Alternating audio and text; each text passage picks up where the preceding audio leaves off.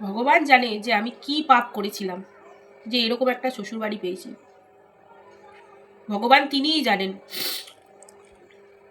শালা এমন একটা মহিলা, সত্যি মা কালীর দিবি বলছি, এরকম মহিলা আমি জীবনে দেখিনি মাইরি।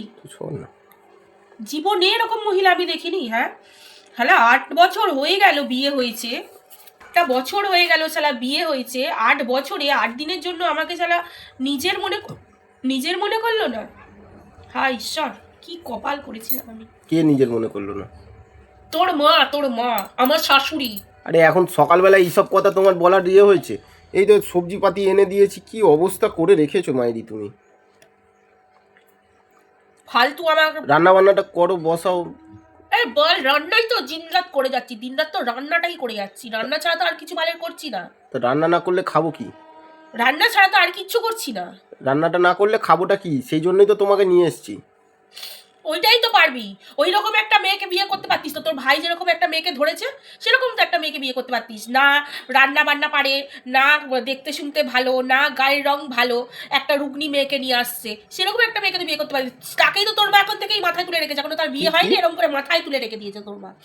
আর আমি শালা জুতো সেলাই থেকে চণ্ডীপাঠ A to Z পারি, তা সত্ত্বেও আমি তার প্রিয় হতে পারলাম না। তার কেন, তোমার ফ্যামিলির কারোরই হতে পারলাম না। সবাই কি সবার কাছে প্রিয় হয়? চুপ করে থাকো তো। কেরকম তাহলে, কেরকম বউ চাও তাহলে তোমরা তাহলে কেরকম আজগুবি টাইপের মানুষ? আজগুবি? হ্যাঁ কেন, আমার বউ আমার তাহলে সাথে না ঠিকই আছে। তোমরা সর্বগুণ সম্পন্ন মানুষ চাও না, তোমরা চাও অকর্মণ্য ঢেকি। আসলে কি বলো তো, তোমরা নিজেরাই তো অকর্মণ্য ঢেকি না, সেই জন্য তোমরা অকর্মণ্য ঢেকিই চাও। আমি অকর্মণ্য ঢেকি? অবশ্যই। কেন, তোমাকে কি আমি ইনকাম করে এনে খাওয়াচ্ছি না, না খেটে খাওয়াচ্ছি না, কোনটা? ইনকামের আগের প্রসেস গুলোকে করছে। কি আগের আবার কি প্রসেস আছে?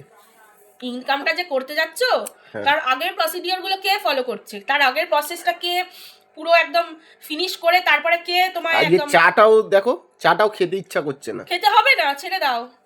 চাটাও এমন আমি বানিয়েছে। বলছি আমার জ্বালায় শালা আমার মাটার শরীর খারাপ, কেউ একটা দিনের জন্য ফোন করে জিজ্ঞেস করলো না হ্যাঁ দিদি কেমন আছেন, বা হ্যাঁ মা কেমন আছো। ও তাকে ভূতে গেছিল নাকি দেখতে? ভূতে দেখতে গেছিল, কেউ ছিল না সেই জন্য, ছুটি ছিল বলে গেছিল। যদি ছুটি না থাকতো তুমি যেতে? ও শালা, কোনো দিনই যেতে না। ও তোমরা স্বার্থপর, তোমরা এইভাবে তুমি আমাকে উল্টো পাল্টা দোষ দিতে পারো না। তোমরা হচ্ছে স্বার্থপরের স্বার্থপর। এইভাবে তুমি উল্টো পাল্টা দোষ দিতে পারো না। কে বলেছে আমি গেছি? এই যে যেতাম কি যেতাম না তুমি কি জানতে? আগে এটা বলো।